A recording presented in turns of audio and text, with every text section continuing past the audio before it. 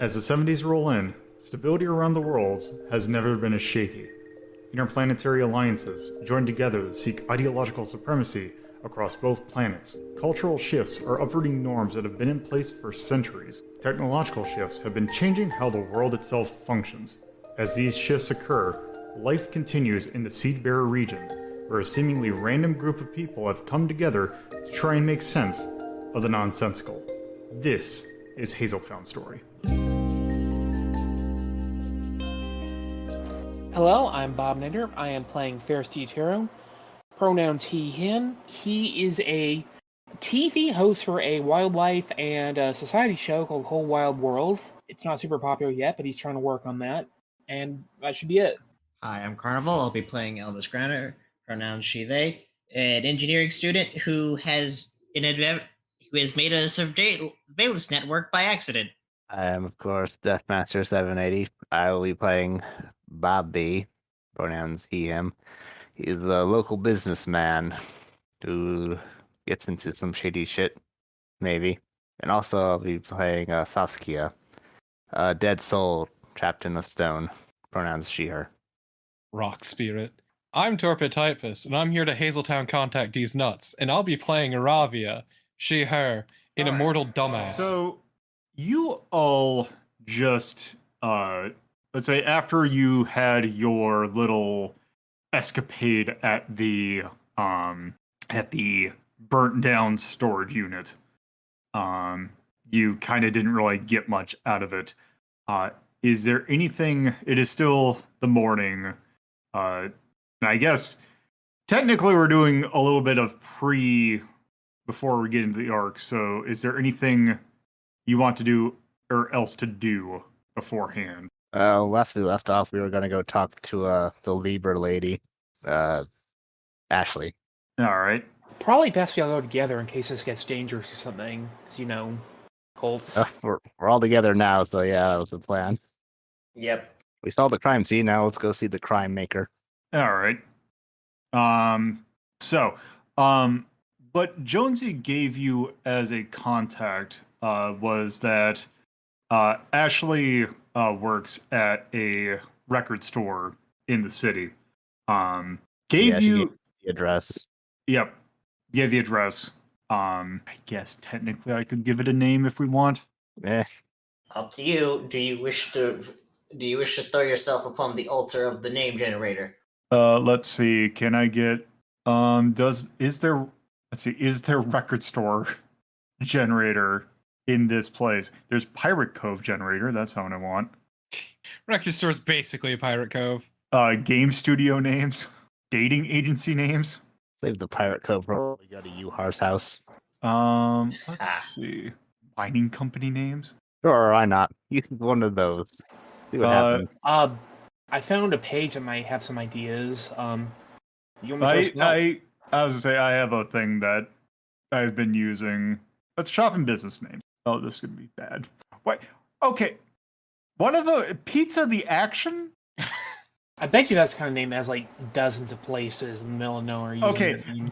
Julius Cedar is a good name. Yes.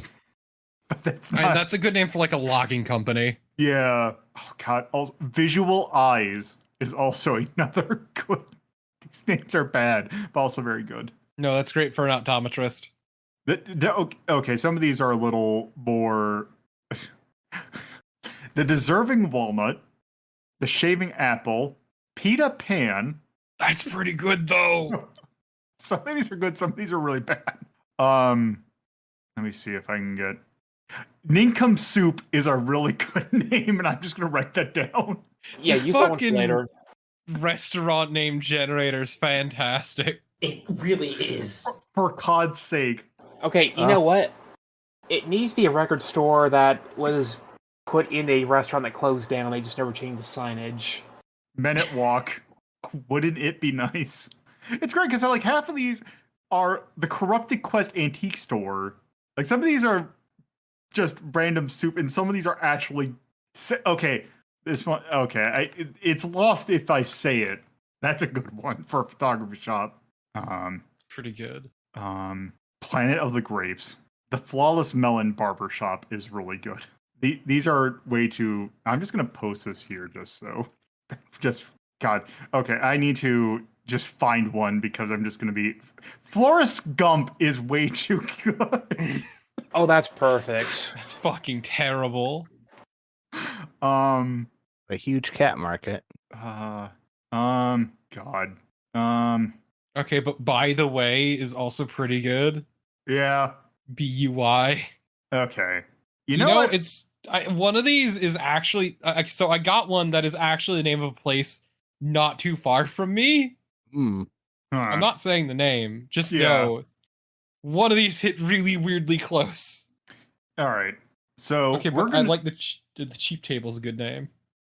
Okay. So we're gonna go with the Iron Goose. The Iron Goose, which is a notable media store, records. Actually, I just realized probably records at this time. Though this would probably be around the time that God, what was that? There was there was A-Trax? an A-Trax. God There's also no. there was also that oh God, what was that video format that was before VHS? Betamax? Not Betamax. There was one like really before it. It was like Video Action, I think. But This is all before me, so I can't help. yeah. So they'll have like proto like VHS tapes because also with the weird forward technology, there's also we've established that VHS, some sort of tape technology or portable video format is there. Remind me, a dumb question. When were VHS invented again? 1970 something. Like they're from the 70s, but this is if we're going to be technical, they would be after this takes place, but also the technology jump, it doesn't matter. We can get away with it. So yeah, the Iron Goose, it's just was a notable kind of. It's more of a it is a lot of more there was the out there stuff. Humatic. The human 71. Yes, I think that might have been it. But yeah, it's a store that sells a lot of like more esoteric stuff, foreign stuff, stuff that's a little bit more like a lot of local musician stuff there. It's very not as commercial. Would Rhapsody have stuff in there? No, she would not be like, maybe, because maybe if she was helping out someone with like a bootleg or something, maybe, not bootleg, but like a thing, I don't know, maybe. But if anything, because I'd imagine there's also be like a section of like, hey, here's local musicians, just drop stuff, and we'll sell them for you. So yeah, basically it is essentially it's an indie record store, for lack of a better term, and it is much more combination of, let's say, artsy people, but also these burgeoning punk scene is also very much clientele of the store. So you got preps and the punks, and we're desperately not quite the preps, more of the probably the hippie bunch. Okay. So it's hippies and punks. We're still very quietly trying to avoid causing a musical to outbreak here. Yes. No, it is the clientele there are pretty much get along because they're cool with each other. But you can definitely tell it is a much more. It's not as like trying to think of the word. It's no like Sam Goody or something like a more button up kind of thing. It's not where you see like it's just this like your Barnes and Noble or something like that. It is much more down to earth and less of a chain. And you can see that the people who are working there, you see a lot of people, not a lot of people there. You see a good number of people there.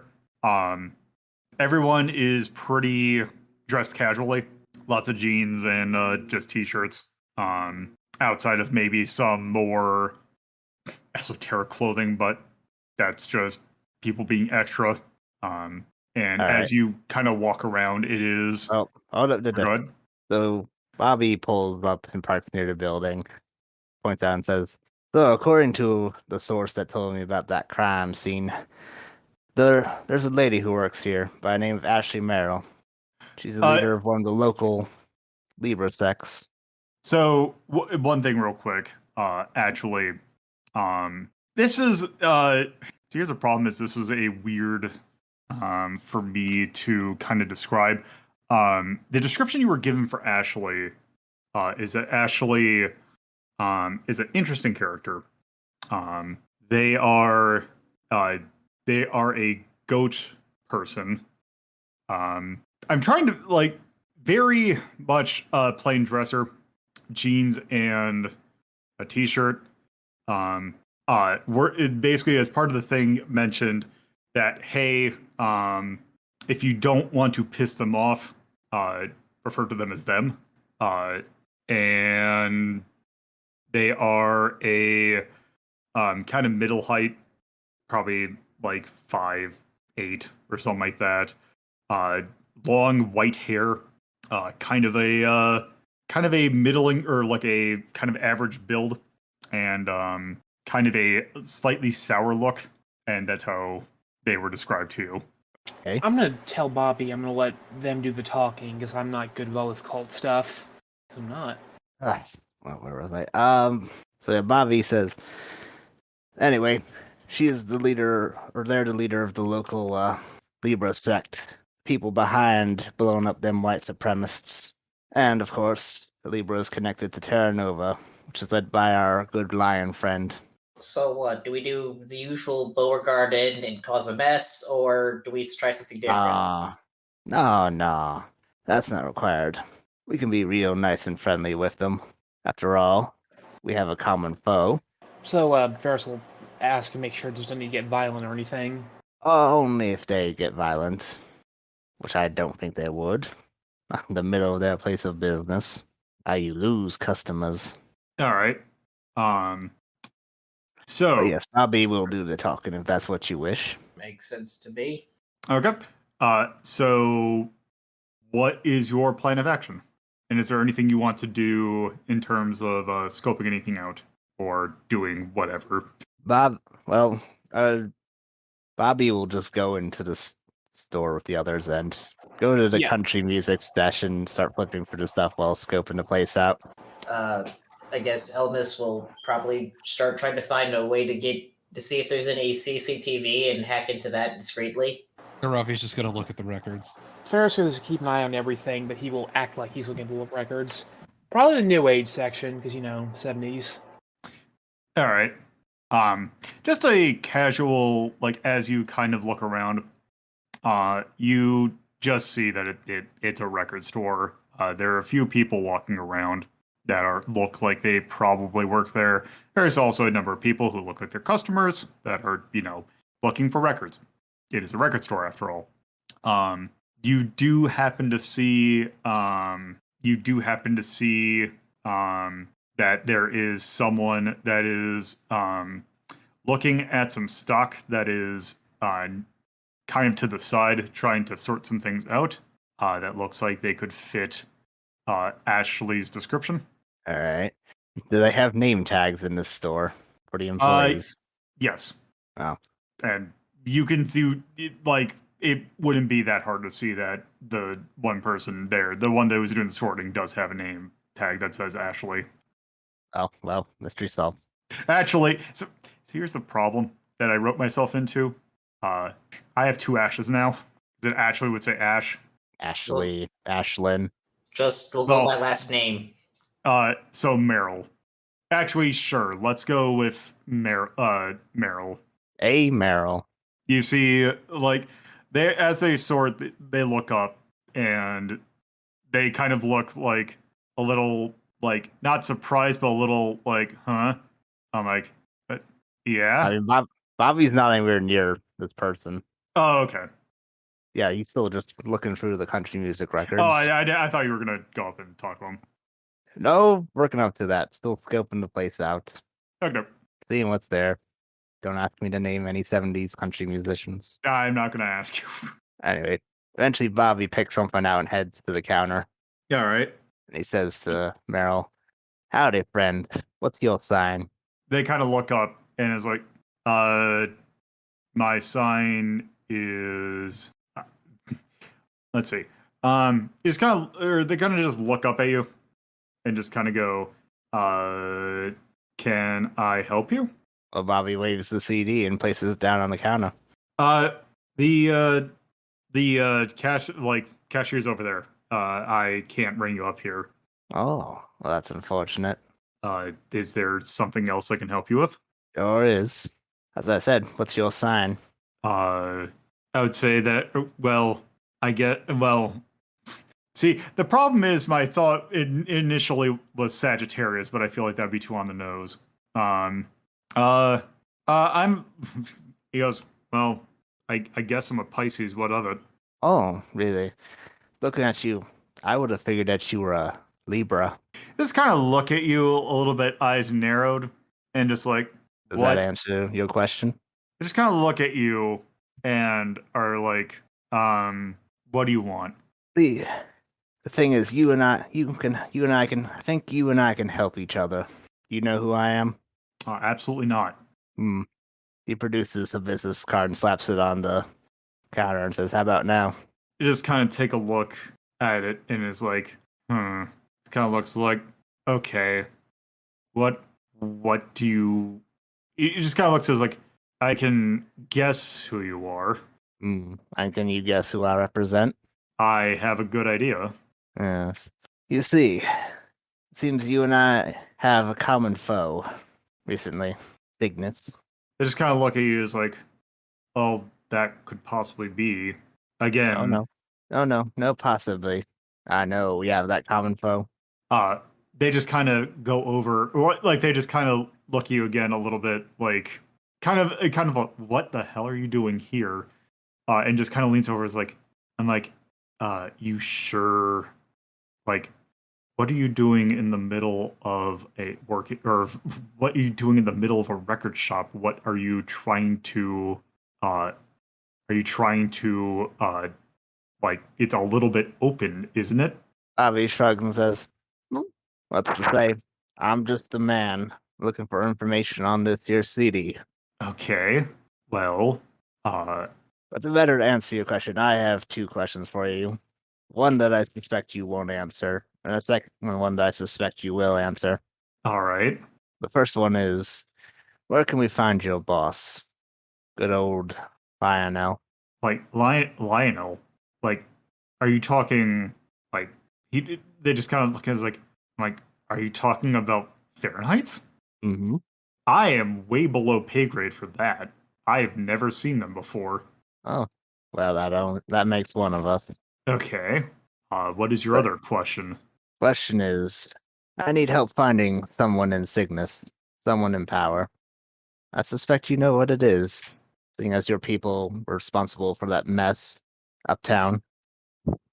They just kind of look at you as like, well, let's just say I can neither confirm nor deny that, despite even if I can never, or just say whether or not that's true or not. Uh, if there's anyone in Cygnus that we're looking for, I assure you that we'd probably get to them where we would have gotten to them if we knew where they were. Hmm. Sure about So, that? well, who specific are you looking for? Well, that's the problem. I don't know. After all, we've been having problems have been caused for us. We need to And resolve it, so we need someone looking for someone higher up all to right, ask questions. well, I don't know exactly who. Well, let's just say if there is someone where I know where they are, if we know where they are, let's say hypothetically, it'd be very likely they would be in a state where they could probably answer your questions. So I'm probably not the best person to ask that. Hmm. Well, hypothetically, all I need is a name. Anything. Uh, a name for anyone's Cygnus? Sure. Or associated with. Or suspected with. I can do a lot with suspected with. Hmm. Well, like I said, there's anyone if there was anyone or kind of suspect, or there were suspect that we thought that they were Cygnus, like I said, we probably would have gotten to them before, and they probably wouldn't be in a state to talk. Well, that's how it's going to be. You have a good day, friend. And Bobby leaves the store. All right. As you leave, you just get kind of a look from Ash, or from Meryl. I'm gonna make my way out of the store as well. It seems like probably don't want to be suspicious. Let's see. I'm gonna see if I can just drop a drone here for safekeeping and then head out. I will say, as that happens, because that was a very weird experience to happen to them, for someone to just straight up come out of the blue and ask them a question like that, they naturally know that consortium doesn't work alone, so they kind of look around to see if there's anyone else, or like they just kind of take a glancing look at the people who are in the store. Laravia would probably be the most obvious. Still rifling through those records, damn it. The giant muscle slab that came in at the same time as Bobby. I think she's actually shorter than Bob B. Is she? How tall is Bob B? Hang on. Bobby is I remember 6'8". Bob B being, yeah, she's shorter than Bob B. Oh, well. Well, Like she's half probably a foot. built Yeah. probably built more muscularly than he is, though.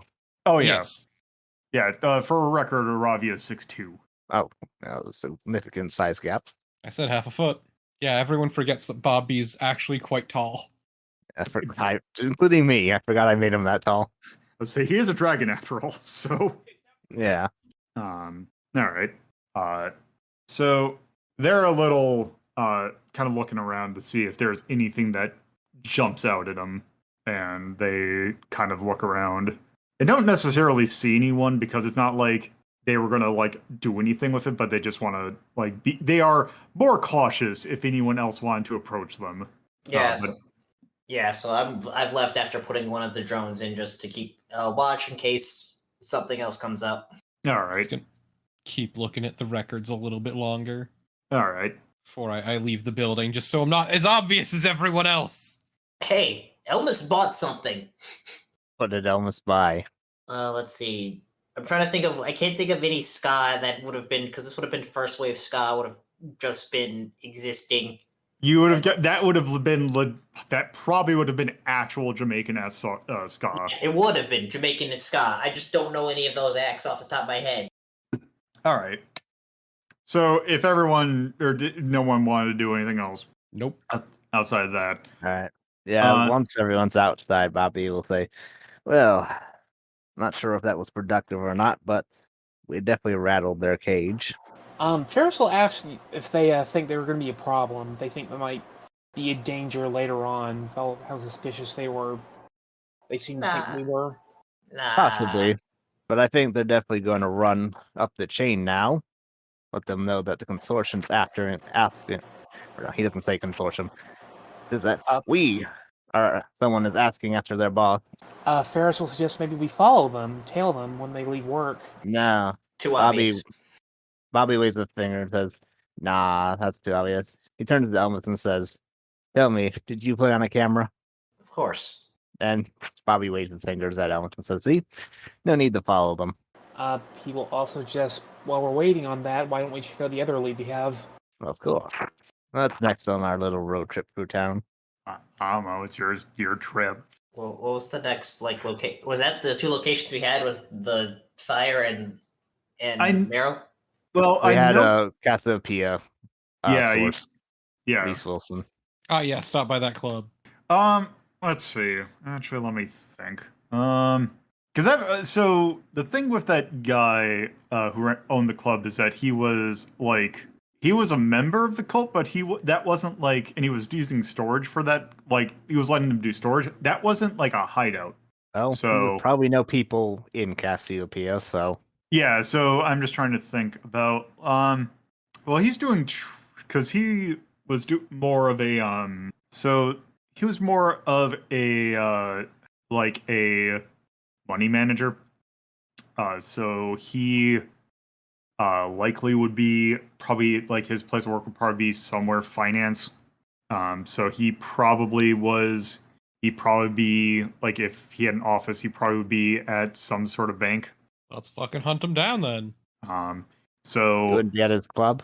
well, this isn't the person who owns the club. Oh. I This thought is it was the someone person who owns the club that had the So the person who owned the club was a guy named Ember that you ran into in that one other mission. This is a completely separate person who happens to be part of that same cult. Yeah, but I meant the club we went to, didn't that have the whole room for the Cassiopeia members? Oh, I just figured that since the person was someone who was on the take from the consortium, I feel like they would know where you worked.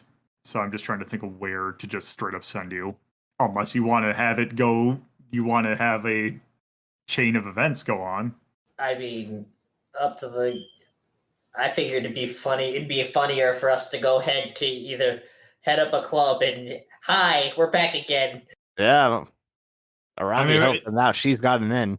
I mean, you can do that. Yeah, that was what I was thinking. Is we have an inn, we have an actual inn. Okay, yeah, Yes. I'm cool with that. Yeah. I forget who was with me when we did that. You Yuhar, then maybe we should bring in Yuhar. I mean, you're enough. Yeah. Okay. You're memorable. Remind me, have I met this person? Because I don't think they seem familiar. I think you were around by that point, but I don't Yeah, know if I you were No, I there. think it was only me and Yuhar who went, and we got really annoyed by the lack of hard drugs. that was you were in that mission, Bob, but it was just me and Torpo's characters were doing investigated that part. Yeah, so Bobby was off in the theater with Tassin, who got arrested and never came back. Yeah. Exactly. Yeah. So, in that case, I guess you all head to the Welcome Square, the tourist, like the district Tourist that is trap. essentially the tourist area. That's like hey, here's like this is probably the first time you're in the city. Here's all the touristy kind of stuff, and the nightclub that's by there, the Dancing Queen, is still in operation. The square has pretty much not changed that much since you were last there. Every location that you were at is still there. Some under new ownership, but mostly still there. You go to the Dancing Queen. It is again still the morning, so it's not really active. It is, I guess, still open because there's, I guess, a lounge there. But yeah. Bobby pats Ravi on the back and says, "Well, friend, looks like you get to take the lead on this one. He's your buddy after all." Calling him a buddy's being really generous, but sure. Arabi is. Ferris just mentioned that he's not even sure he knows this person, so maybe you're better off leaving once again. Yeah, so Ravi is just gonna see if she can just ask some of the staff nearby if the boss is in. Yeah, I think Ember should be around. Okay. Could you maybe let them know Ravi is here for a bit of a chat? I'll give them I'll let them know that you're here. And the person goes ahead and leaves and goes to the office. The office is like in that one of those things where you can kind of see that there's like a window looking down. You can see the shades kind of like peek a look. It's like, who is that? And you just sees you as like just kind of you can from the distance you can kind of see a look of confusion but recognition. And the thing, like, the shades go back, and after a little while you see Ember come up to you, which, for a reminder, because it's been a while, Ember, what Ember, what are you? You are They're not a dragon. I will be disappointed. They're not a dragon. What the fuck, man? They are let's see. They are a average height, so probably around like 5'10", lynx man, with long, stylish hair. Whatever that means. Well, it is basically long hair. It could be in a Tresemme commercial. Yes, and they have a blue-gray coat. I'm just looking at things that I've written down. And he walks up and he's like, "Hey, is there anything I can help you with?" Yeah, I have some questions, but maybe we should take this to your office where people can't hear. He just kind of looks at you. He's like, "Okay." Somehow I had a feeling this wasn't exactly a social call. Why would I show up here for fun in the middle of the day? That is a good point. Let's go ahead and go to my office. So, he takes you to his office. Thank you for listening to Hazeltown Story. If you would like to get updates on this show and many other shows hosted by me, LoloDePuzlo, you can follow at Hazeltown Story on Twitter. And if you would like to get to know me, or from a personal standpoint, you can follow my personal Twitter at LoloDePuzlo. If you would like to watch this be recorded live, you can go to twitch.tv/LoloDePuzlo and follow the channel for notifications of when this show, as well as other shows like Retro Rank Rhapsody, are being recorded. If you would like to add this podcast to your podcatcher of choice, you can search for WLDP Hazeltown Radio and find us on most major podcatching search engines. Or you can manually add rss.hazeltown.life to your podcatcher. Thank you for listening, and I hope you come around for the next episode.